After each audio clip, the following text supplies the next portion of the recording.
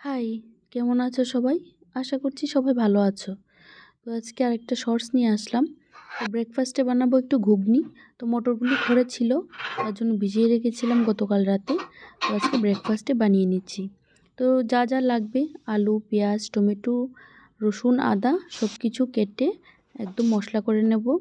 রসুন আর আদার দুটো কাঁচা লঙ্কা, বেশি একটা ঝাল দেব না, যেহেতু ব্রেকফাস্টে খাবো তার জন্য মশলা আদা, রসুন আর দুটো কাঁচা লঙ্কা, জিরে, ধনে গুঁড়ো পেস্ট করে নিয়েছি। এবার আলু, পেঁয়াজ, গরম মশলা, দারচিনি, এলাচি এগুলো ভেজে একটু টমেটো দিয়ে ভালো করে মশলাটাকে কষিয়ে নিলাম। দিয়ে তারপর সেদ্ধ মটরগুলি দিয়ে দিলাম।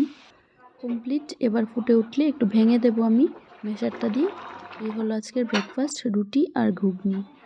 তো কেমন লাগলো? যদি ভালো লাগে অবশ্যই সাবস্ক্রাইব করে দেবে আমার চ্যানেলটাকে। টাটা, আজকের মতো এতটুকুই।